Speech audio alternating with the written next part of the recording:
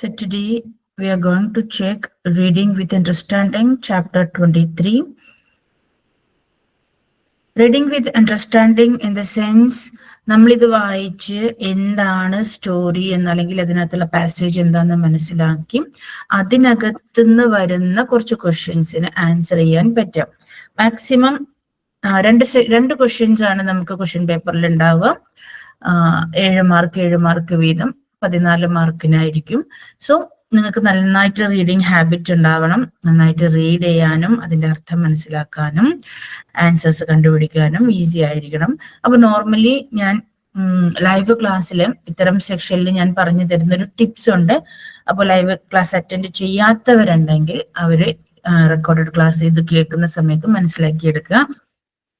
ചെയ്യേണ്ടത് എന്താന്ന് വെച്ച് കഴിഞ്ഞാൽ, ഒരിക്കലും ടെക്സ്റ്റ് ബുക്കിലെ ഈ പാസേജുകൾ വരില്ല നിങ്ങൾക്ക്. അപ്പൊ നിങ്ങൾ ഈ റെക്കോർഡ് കണ്ടതിന് ശേഷം ഇനി പാസേജ് വായിക്കേണ്ട, പകരം നിങ്ങൾ ഈ ടിപ്സ് മനസ്സിലാക്കി വെക്കാം. ചെയ്യേണ്ടത് ഇത്ര മാത്രം. പാസേജ് തരും, ഒരു പാസേജ് ഉണ്ടായിരിക്കും. അത് ടെക്സ്റ്റ് ബുക്കിൽ നിന്നുള്ള പാസേജ് ആവില്ല, പുറത്തു നിന്നുള്ള പാസേജ് ആയിരിക്കും. അതിനുശേഷം കുറച്ച് ക്വസ്റ്റ്യൻസ് ഉണ്ടായിരിക്കും. ഇതുപോലത്തെ 7 മാർക്കിനുള്ള 7 ക്വസ്റ്റ്യൻസ് ആയിരിക്കും ഉണ്ടാവുക. പല രീതിയിലുള്ള ക്വസ്റ്റ്യൻസ് ആയിരിക്കും ഉണ്ടാവുക. ചിലപ്പോൾ ഫില്ലിംഗ് ദ ബ്ലാങ്ക്സ് ആയിരിക്കാം, അല്ലെങ്കിൽ 1 വേർഡ് ക്വസ്റ്റ്യൻ ആയിരിക്കാം, അല്ലെങ്കിൽ 2 മാർക്കിനുള്ള ക്വസ്റ്റ്യൻ ആയിരിക്കാം. അതിൽ കോമൺ ആയിട്ട് നമ്മൾ കണ്ടുവരുന്ന ഒരു ക്വസ്റ്റ്യൻ എന്ന് വെച്ച് കഴിഞ്ഞാൽ, what is the overall meaning of the passage? ആ പാസേജിന്റെ മീനിങ് എന്താണ്, അല്ലെങ്കിൽ ആ പാസേജിൽ എന്തിനെ കുറിച്ചാണ് പറയുന്നത്? അങ്ങനെ ഒരു ക്വസ്റ്റ്യൻ 1 മാർക്കിന് പോസിബിൾ ആണ്. അപ്പൊ അങ്ങനെ ഒരു ക്വസ്റ്റ്യനുള്ള ആൻസർ നമുക്ക് ഒരൊറ്റ വേർഡിൽ ഒരിക്കലും ആ പാസേജിൽ ഉണ്ടാവില്ല. പകരം നമ്മൾ ആ പാസേജ് മൊത്തം വായിച്ചു നോക്കുമ്പോൾ നമുക്ക് അതിനകത്തുനിന്ന് കിട്ടും. ഓക്കെ, എന്താണോ ആ പാസേജിന്റെ തീം അതാണ് നമ്മൾ അവിടെ എഴുതേണ്ടത്.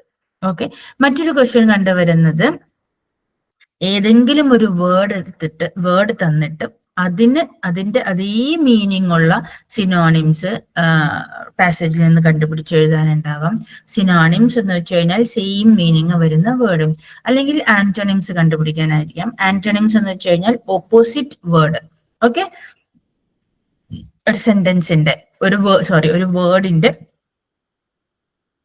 അതേ മീനിങ് വരുന്ന മറ്റൊരു വേർഡ്, അല്ലെങ്കിൽ അതിന്റെ ഓപ്പോസിറ്റ് വേർഡ്, ഇങ്ങനെയുള്ള ഏതെങ്കിലും ഒരെണ്ണം, അതായത് വൊക്കാബുലറി സെക്ഷനിൽ നിങ്ങൾക്ക് 1 മാർക്കിന് അങ്ങനെ ഒരു ക്വസ്റ്റ്യൻ ഉണ്ടാവാം. ഓക്കെ, അപ്പോൾ അത് നമുക്ക് അറിയുന്ന രീതിയിൽ പാസേജ് വായിക്കുമ്പോൾ ഏകദേശം ഇതായിരിക്കാം മീനിങ് എന്ന് നമുക്ക് മനസ്സിലാവുന്നുണ്ടെങ്കിൽ അത് ആൻസർ ആയിട്ട് എഴുതാം. ഇനി എങ്ങനെ വളരെ പെട്ടെന്ന് നമുക്ക് ആൻസർ ചെയ്യാൻ പറ്റും എന്നുള്ളതാണ് അടുത്ത് പറയുന്നത്. കാരണം 3 മണിക്കൂറിന്റെ ഉള്ളിൽ നമുക്ക് ആ ക്വസ്റ്റ്യൻ പേപ്പർ മൊത്തം കംപ്ലീറ്റ് ചെയ്യേണ്ടതുണ്ട്. അപ്പൊ ഒരുപാട് സമയം ഇത് വായിച്ചു നിങ്ങൾ കളയരുത്. അപ്പൊ നിങ്ങൾ ചെയ്യേണ്ടത് ഇത്ര മാത്രം. ആദ്യം ക്വസ്റ്റ്യൻ വായിക്കാം. ഇനി നന്നായിട്ട് ശ്രദ്ധിച്ചു കേൾക്കുക കേട്ടോ. I repeat the sentence. ആദ്യം നിങ്ങൾ എന്ത് ചെയ്യുക? പാസേജ് വായിക്കാതെ ക്വസ്റ്റ്യൻ വായിക്കാം. ക്ലിയർ? പാസേജ് വായിക്കാതെ ക്വസ്റ്റ്യൻ വായിച്ചതിന് ശേഷം പിന്നെ എന്ത് ചെയ്യണം? ഓപ്ഷൻസും നിങ്ങൾ വായിക്കുക കേട്ടോ. വായിക്കുന്ന സമയത്ത് നിങ്ങൾക്ക് അതിനകത്ത് നോട്ട് ചെയ്യാൻ പറ്റുന്ന കീവേഡ്സുകൾ ജസ്റ്റ് ക്വസ്റ്റ്യൻ പേപ്പറിൽ അണ്ടർലൈൻ ചെയ്ത് വെക്കാം. കീവേഡ്സ് എന്നുള്ളതുകൊണ്ട് ഞാൻ ഉദ്ദേശിക്കുന്നത് ചിലപ്പം അതൊരു വെർബാകാം, അല്ലെങ്കിൽ നൗൺ ആകാം. നിങ്ങൾക്ക് അതിനകത്ത് ഓക്കെ ഈ വേർഡ് ആ സെന്റൻസിൽ കണ്ടുപിടിക്കാൻ പറ്റും, അപ്പൊ നമുക്ക് അതിന്റെ ആൻസർ കിട്ടും എന്ന് തോന്നുന്ന വേർഡുകൾ ഏതെങ്കിലും ഓരോ ക്വസ്റ്റ്യനിലും നിങ്ങൾ അത്തരം ഒരു വേർഡ് 1-2 വേർഡുകൾ അണ്ടർലൈൻ ചെയ്ത് വെക്കാം. ഓപ്ഷൻസും കൂടെ തന്നെ വായിക്കാം. അതിനുശേഷം നിങ്ങൾ പാസേജ് വായിക്കാം. അപ്പൊ പാസേജ് വായിക്കുമ്പോൾ നമ്മൾ നേരത്തെ അണ്ടർലൈൻ ചെയ്ത് വെച്ച വേർഡുകൾ എന്തിനാ അണ്ടർലൈൻ ചെയ്ത് വെക്കുന്നതെന്നറിയോ? നിങ്ങളുടെ മെമ്മറിയിൽ അത് പതിയാൻ വേണ്ടിയിട്ടാണ്. നിങ്ങൾ അങ്ങനെ അണ്ടർലൈൻ ചെയ്ത് വെക്കുന്ന വേർഡുകൾ ഈ പാസേജിൽ എവിടെയെങ്കിലും കാണുമ്പോൾ നിങ്ങൾക്ക് ഓർമ്മ വരും. ആ ക്വസ്റ്റ്യനും ഈ പാസേജും തമ്മിൽ എന്തോ ഒരു കണക്ഷൻ ഉണ്ട്, അല്ലെങ്കിൽ ഈ സെന്റൻസും തമ്മിൽ എന്തോ ഒരു കണക്ഷൻ ഉണ്ടെന്ന് നിങ്ങൾക്ക് ചെറുതായിട്ട് ക്ലിക്ക് ചെയ്യാൻ പറ്റും. നിങ്ങൾക്ക് മീനിങ് അറിയില്ലെങ്കിൽ പോലും നിങ്ങൾക്ക് ഒരു ഐഡിയ കിട്ടും. അപ്പൊ നിങ്ങൾ അവിടെ ഒന്ന് ബ്രാക്കറ്റ് ചെയ്യാം. ഒന്ന് ബ്രാക്കറ്റ് ചെയ്തിട്ട് നിങ്ങൾക്ക് ഓക്കെ ഒന്നാമത്തെ ആൻസർ ആണ് ഇത് എന്ന് തോന്നുകയാണെങ്കിൽ ജസ്റ്റ് അവിടെ 1 എന്നിട്ട് അങ്ങനെ 2, 3, 4 അങ്ങനെ എല്ലാ നമ്പറുകളും ഇട്ട് ഒരു വേഗമായിട്ടുള്ള ഒരു ആൻസർ നിങ്ങളുടെ കയ്യിൽ കിട്ടും. ക്ലിയർ? ഇനി വീണ്ടും ആ ചോദ്യം ഒന്നും കൂടെ വായിക്കുക. നമ്പർ 1 വായിക്കുക, നിങ്ങൾ ബ്രാക്കറ്റ് ചെയ്ത് വെച്ചിട്ടുള്ള സെന്റൻസ് വായിക്കുക, മാച്ച് ആകുന്നുണ്ടോ എന്ന് നോക്കാം. ചിലതിലൊക്കെ ഓപ്ഷൻസ് തന്നിട്ടുണ്ടാവും. അങ്ങനെ വരുമ്പോൾ നിങ്ങൾക്ക് കുറച്ചും കൂടി ഈസിയാണ്. ആ ഓപ്ഷൻ അതിലുണ്ടോ എന്ന് നോക്കിയാൽ മതി. അതല്ല എങ്കിൽ നിങ്ങൾ ബ്രാക്കറ്റ് ചെയ്ത വേർഡും കീവേഡും പാസേജിലുള്ള സെന്റൻസും സെയിം ആണോ എന്ന് നോക്കാം. ഏകദേശം ഒക്കെ സെയിം ആവും. അപ്പൊ നിങ്ങൾ എന്ത് ചെയ്യാം, അത് നിങ്ങൾക്ക് ആൻസർ ആക്കി എഴുതിയെടുക്കാം. ഓക്കെ, ഇത്തരത്തിൽ ചെയ്യുവാണെന്നുണ്ടെങ്കിൽ നിങ്ങൾക്ക് സമയം ലാഭിക്കാനും പെട്ടെന്ന് പ്രോപ്പറായ ആൻസർ കിട്ടാനും സാധ്യതയുണ്ട്. ഓക്കെ, ഇനി നമുക്ക് പാസേജിലേക്ക് പോവാം. Section 1. Read the following case history of a man called Rajamani. Rajamani എന്ന് പറയുന്ന ആളുടെ ഒരു കേസ് ഹിസ്റ്ററിയാണ് ഇവിടെ നോക്കുന്നത്. Rajamani is a young boy of 12 years. He comes from a village in Tamil Nadu. His father is dead. Rajamani discontinued his education after class 6 to help his mother in running a tea shop. He has 2 elder brothers and 2 elder sisters. രാജമാണി എന്ന് പറയുന്ന 12 വയസ്സുകാരൻ, തമിഴ്നാട്ടിൽ താമസിക്കുന്ന 12 വയസ്സുകാരൻ 6ാം ക്ലാസ്സിൽ പഠിക്കുന്ന സമയത്ത് പഠിപ്പ് നിർത്തി അച്ഛന്റെ മരണശേഷം അമ്മയോടൊപ്പം ടീ ഷോപ്പിൽ വർക്ക് ചെയ്യുന്നു. 2 ബ്രദറും 2 സിസ്റ്ററും ഉണ്ട്. ഓക്കെ, ഞാൻ എന്തുകൊണ്ടാണ് ഇങ്ങനെ പറഞ്ഞു പോകുന്നത് വെച്ചാൽ നിങ്ങൾക്ക് തന്നെ വായിച്ചാൽ മനസ്സിലാക്കാൻ പറ്റും. ഇതൊരു സ്റ്റോറി പോലെ എന്തോ സംഭവമാണ്. അത് മാത്രമല്ല, ഇത്തരം സംഭവങ്ങളൊന്നും നിങ്ങൾക്ക് ഇതിൽ നിന്നും നിങ്ങൾക്ക് എക്സാമിന് വരില്ല. എന്നാലും ഒരു റീഡിംഗ് ഹാബിറ്റ് ഉണ്ടാവാൻ ഇത് വായിക്കുന്നത് നല്ലതാണ്. അത്രേ ഉള്ളൂ. About 6 months ago, he developed an eye infection for which he sought medical attention. അങ്ങനെ ഏകദേശം 6 മാസം കഴിഞ്ഞപ്പോൾ ആൾക്ക് കണ്ണിന് എന്തോ ഒരു ഇൻഫെക്ഷൻ വന്നിട്ട് ഹോസ്പിറ്റലൈസ്ഡ് ആയി. He was given several intramuscular injections. During the course of the treatment, he developed an abscess at the injection site. എന്താ സംഭവിച്ചെന്നറിയാം. ഏകദേശം 6 മാസമൊക്കെ കഴിഞ്ഞപ്പോ 6 മാസം മുമ്പ് ആൾക്ക് എന്തായി, ഒരു കണ്ണിന് എന്തോ പ്രശ്നം വന്നിട്ട് ഇഞ്ചക്ഷൻ ചെയ്യേണ്ടി വന്നു. അങ്ങനെ ഇപ്പൊ ഇതിനകത്ത് നോക്കൂ, ഇൻട്രാമസ്കുലർ ഇഞ്ചക്ഷൻ. നമുക്ക് അതിന്റെ മീനിങ് ഒന്നും അറിയില്ല എന്ന് വിചാരിച്ച് നമ്മൾ പേടിക്കണ്ട. നമുക്ക് ഓവറോൾ ആ സെന്റൻസിന്റെ മീനിങ് കിട്ടിയാൽ മതി കേട്ടോ. അങ്ങനെ എന്തോ ഒരു ഇഞ്ചക്ഷൻ ചെയ്തു, അങ്ങനെ കണ്ടിന്യൂസ് ആയിട്ട് ആൾക്ക് ഇഞ്ചക്ഷൻ ട്രീറ്റ്മെന്റ് എടുക്കേണ്ടി വന്നു. അത് അദ്ദേഹത്തിന്റെ ലൈഫിനെ തന്നെ ബാധിച്ചു എന്നാ പറയുന്നത്. എങ്ങനെ നോക്കാം. A couple of months later, കുറച്ച് മാസങ്ങൾക്ക് ശേഷം, he got a pimple on his nose which remained for several weeks and then developed into a septicemia which spread to the rest of his face. അങ്ങനെ ഏകദേശം കുറച്ച് മാസങ്ങൾക്ക് ശേഷം ആളുടെ മൂക്കിന്റെ അവിടെ ഒരു പിമ്പിള് വന്നു. ഓക്കെ, മുഖക്കുരു മൂക്കിന്റെ അവിടെ വന്നു. അത് കുറെ ആഴ്ചകളോളം മുഖത്തുണ്ടാവുകയും ചെയ്തു. പിന്നീട് അത് മുഖത്ത് മൊത്തം സ്പ്രെഡ് ചെയ്തു. Meanwhile, he also began to get skin lesions on his legs along with getting ill with TB. അതോടൊപ്പം തന്നെ പിന്നെ കാലിലും മറ്റൊക്കെ ഇതുപോലത്തെ സ്കിൻ പ്രോബ്ലംസ് വന്നു തുടങ്ങി. അങ്ങനെ ആൾക്ക് TB അഫക്റ്റഡ് ആയി എന്നാ പറയുന്നത്. ഓക്കെ, TB എന്ന് പറയുന്ന അസുഖം. When he came for treatment to Chennai with his family, he was referred to the skin department of the Government General Hospital. അങ്ങനെ ചെന്നൈയിലേക്ക് ട്രീറ്റ്മെന്റ് വന്ന സമയത്ത് സ്കിൻ ഡിപ്പാർട്ട്മെന്റിലേക്കും അദ്ദേഹത്തിനെ റെഫർ ചെയ്തു. കാരണം സ്കിന്നിനാണല്ലോ കൂടുതൽ പ്രോബ്ലംസ്.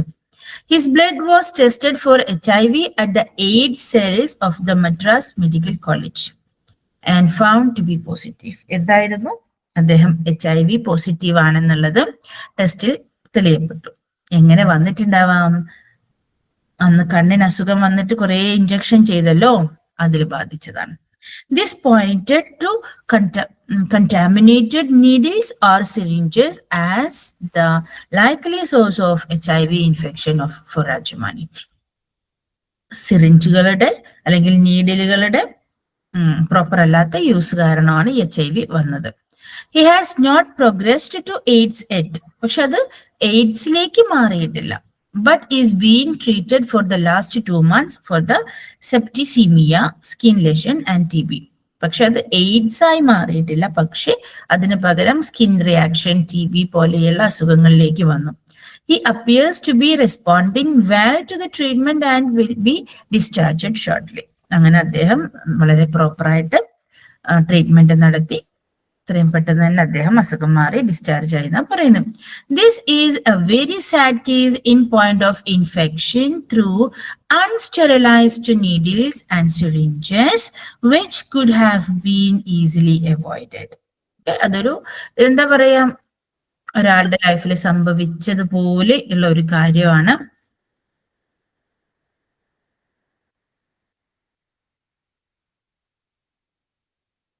അപ്പം ഇത്തരത്തിലുള്ള പാസേജുകൾ നമുക്ക് വരാം. എന്നിട്ട് നമുക്കിത് അതിനോടനുബന്ധിച്ച് കുറെ ക്വസ്റ്റ്യൻസ് തന്നിട്ടുണ്ട്. ഈ ക്വസ്റ്റ്യൻസിന്റെ ആൻസറുകൾ നമുക്ക് കണ്ടുപിടിക്കാനാണ് പറയുന്നത്. സോ റെക്കോർഡിങ്സ് കണ്ടതിന് ശേഷം you can try for this. Okay. And section 2. Finding alternative solutions has been a problem plaguing the medical community since HIV or AIDS was discovered. Let's read and learn about some such solutions. In HIV-യിൽ നിന്നും അല്ലെങ്കിൽ AIDS-ൽ നിന്നുമുള്ള solutions ആണ് നമ്മൾ എന്തൊക്കെ solutions നമുക്ക് കണ്ടുപിടിക്കാം എന്നുള്ളതാണ് നോക്കുന്നത്. A theater troupe in Seshiko Township near Petersburg, South Africa, uses theater to educate the public about HIV or AIDS. South ആഫ്രിക്കയിലുള്ള ഒരു സ്ഥലത്ത്, പെറ്റേഴ്സ്ബർഗ് എന്ന് പറയുന്ന സ്ഥലത്ത് ഇതിനു വേണ്ടിയിട്ടുള്ള ഒരു എഡ്യൂക്കേഷൻ കൊടുക്കുന്നുണ്ടെന്നാണ് പറയുന്നത്. Fakama, which means rise, stand up, travels throughout the township, bringing its message to the local population and encouraging participation. Fakama എന്ന് പറയുന്ന ഒരു സംരംഭത്തിലൂടെയാണ് ഇവരത് ചെയ്യുന്നത്.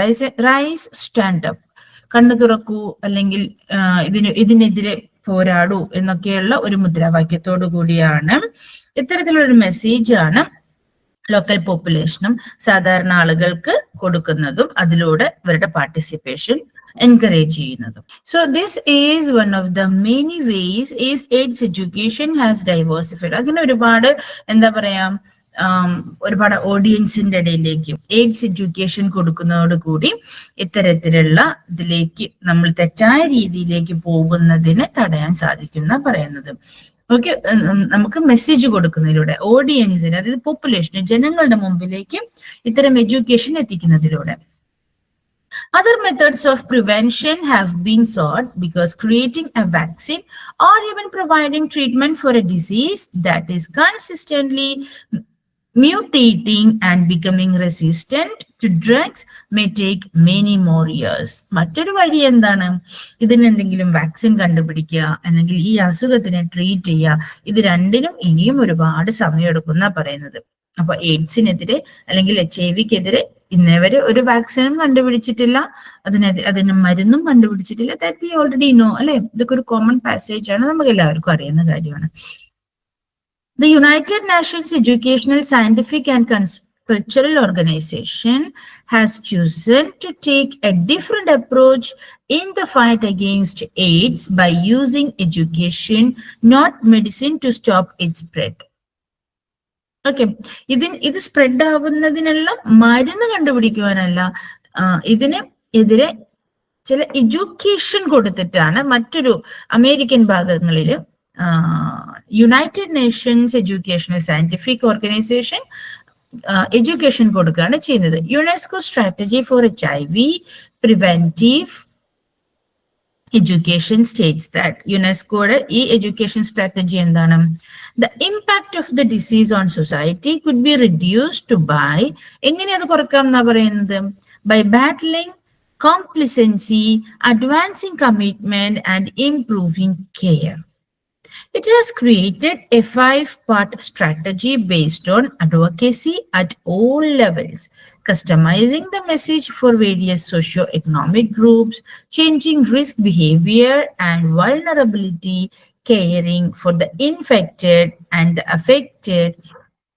ഇത് അഫക്റ്റ് ആയ ആളുകളിൽ നിന്നും നമുക്ക് സ്പ്രെഡ് ആവാതിരിക്കാൻ അതിന് വേണ്ട രീതിയിലുള്ള കെയറിങ് കൊടുക്കുക, അതുപോലെ തന്നെ അവർക്ക് വേണ്ട രീതിയിലുള്ള മെസ്സേജുകൾ പാസ് ചെയ്യുക, ഉപദേശങ്ങൾ കൊടുക്കുക, സോഷ്യോ ഇക്കണോമിക് ഗ്രൂപ്പുകളിൽ ഇതിന്റെ അവയർനെസ് കൊടുക്കുക, okay, coping with institutional impact of AIDS on society. സൊസൈറ്റിയിലെ എയ്ഡ്സിന്റെ ഇമ്പാക്റ്റിന്റെ ഇൻസ്റ്റിറ്റ്യൂഷനുമായിട്ടൊരു ടൈപ്പ് ഉണ്ടാവുക. ബിക്കോസ് ഇത് സ്പ്രെഡായി വരുന്ന സിറ്റുവേഷൻസിൽ, സ്പ്രെഡ് ആവുന്ന സ്ഥലങ്ങളിൽ അവരെടുക്കുന്ന പ്രിവെൻഷൻസിനെ കുറിച്ചാണ് പറയുന്നത് കേട്ടോ.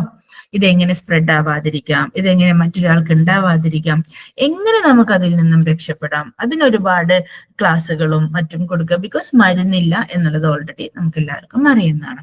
അപ്പൊ അതിലേക്ക് എത്തിപ്പെടാതിരിക്കാൻ, ഫോർ എക്സാമ്പിൾ കൊറോണയ്ക്ക് ഒരു വാക്സിൻ കണ്ടുപിടിക്കുന്നതിന് മുമ്പ് വരെ നമ്മൾ എല്ലാവരും ഭയങ്കരമായിട്ട് ടെൻസ്ഡ് ആയിരുന്നു അല്ലെ. അത് സ്പ്രെഡ് ചെയ്തുകൊണ്ടിരിക്കുവാണ്. എങ്ങനെ ആ സ്പ്രെഡിങ് ഇല്ലാതെയാക്കാം, എങ്ങനെ നമുക്ക് നമ്മളെ കൂടെയുള്ളവരെ രക്ഷിക്കാം എന്നുള്ള ടെൻഷനിലായിരുന്നു.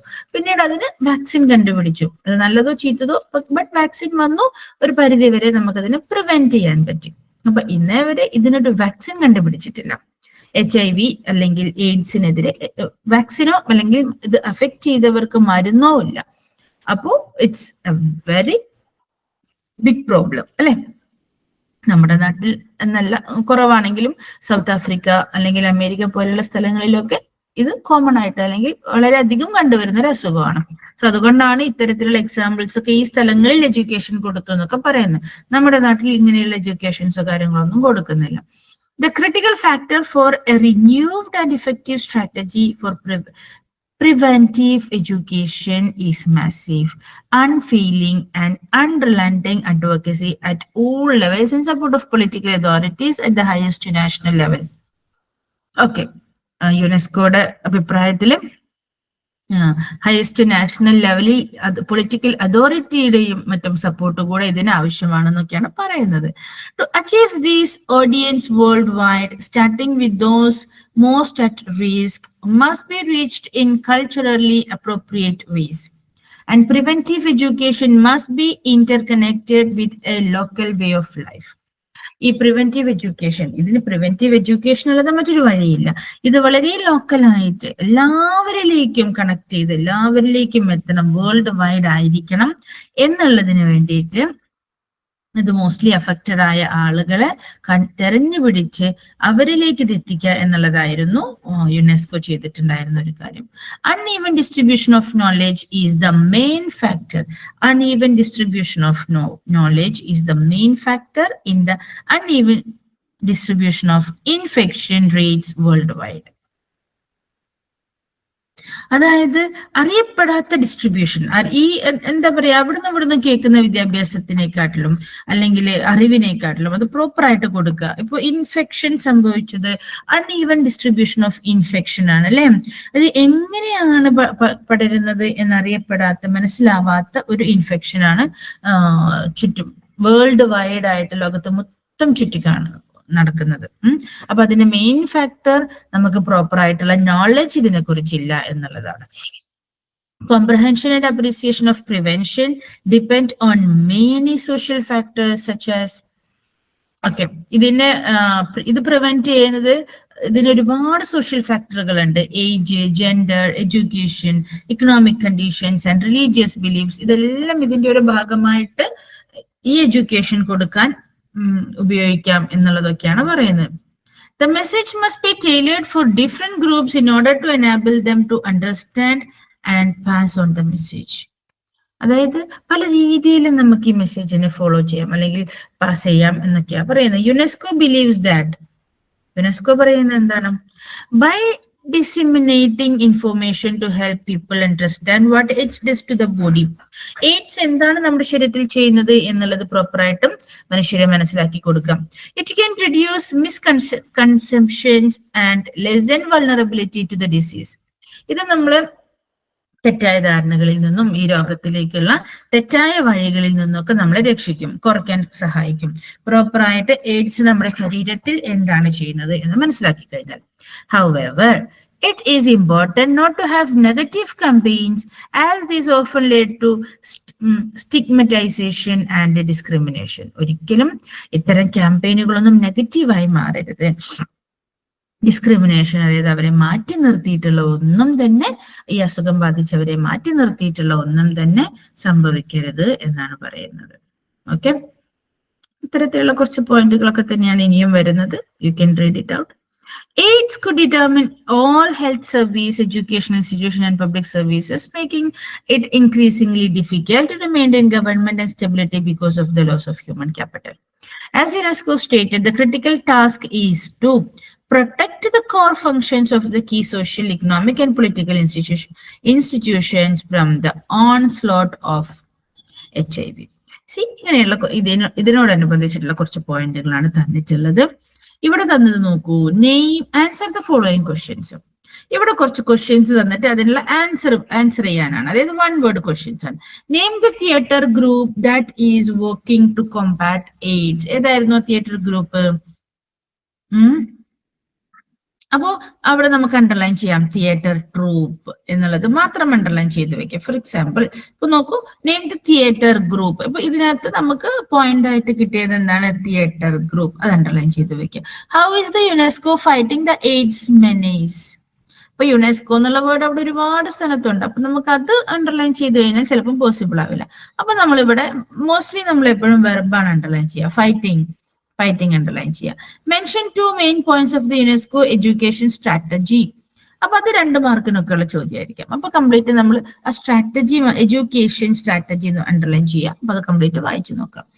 Y is it important to control AIDS? AIDS എന്തിനാണ് കൺട്രോൾ ചെയ്യുന്നത് എന്നുള്ള ചോദ്യം, അതും നമുക്ക് 2 മാർക്കിനൊക്കെ കിട്ടുന്നതായിരിക്കും. Give below are some words. ഇപ്പൊ നമുക്ക് കുറച്ച് വാക്കുകൾ, കോണ്ടെക്സ്റ്റിലുള്ള കുറച്ച് വാക്കുകൾ: narrow, contain, not important, enlarge, neglect. Okay, they are opposite of some words used in the passage. ആ പാസേജിലുള്ള ചില വാക്കുകളുടെ ഓപ്പോസിറ്റ് ആണ് തന്നിരിക്കുന്നത്. Find those words. അപ്പൊ ഇതിന്റെ ഓപ്പോസിറ്റ് എന്തെന്ന് ആ പാസേജിൽ കണ്ടുപിടിക്കാനാണ് പറയുന്നത്. ഓപ്പോസിറ്റ് ആന്റണിംസ്. ഓക്കെ, അപ്പൊ സിനോണിംസ്, ആന്റണിംസ്. സിനോണിംസ് എന്ന് വെച്ച് കഴിഞ്ഞാൽ സെയിം മീനിങ് വരുന്നത്. ആന്റണിംസ് എന്ന് വെച്ച് കഴിഞ്ഞാൽ ഓപ്പോസിറ്റ്. അപ്പോൾ ക്വസ്റ്റ്യൻ പേപ്പറിൽ ചിലപ്പോൾ നിങ്ങൾക്ക് ഓപ്പോസിറ്റ് എന്നോ സെയിം മീനിങ് എന്നൊന്നും അല്ല വരിക. ചിലപ്പോൾ ഇതുപോലെ ആന്റണിംസ് എന്നോ സിനോണിംസ് എന്നോ ആയിരിക്കും. That's why I told you this word. Okay,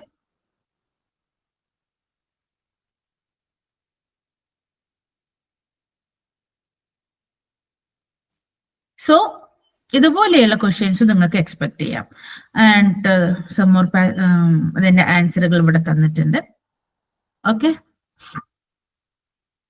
അപ്പൊ നിങ്ങൾക്ക് പാസേജ് വായിച്ചു നോക്കാം. വായിച്ചു നോക്കിയിട്ട് ആൻസർ സ്വന്തമായിട്ട് ചെയ്യാൻ പറ്റുന്നുണ്ടോ എന്ന് ഒന്ന് നോക്കാം. ആൻസർ അതിന്റെ താഴെ തന്നെ കൊടുത്തിട്ടുണ്ട്. മാക്സിമം റീഡ് ചെയ്യുമ്പോൾ സമയം കുറച്ച് റീഡ് ചെയ്യുക, പെട്ടെന്ന് ആൻസർ കണ്ടുപിടിക്കുക. Because we don't have much more time, only 3 hours to attend all the question answers. Okay, എല്ലാം അറ്റൻഡ് ചെയ്യാൻ നിങ്ങൾക്ക് ആകെ നിങ്ങളുടെ മുമ്പിലുള്ള സമയം വെറും 3 മണിക്കൂറാണ്. സോ റീഡിങ് ഫാസ്റ്റ് ആവുക. All the best all of U.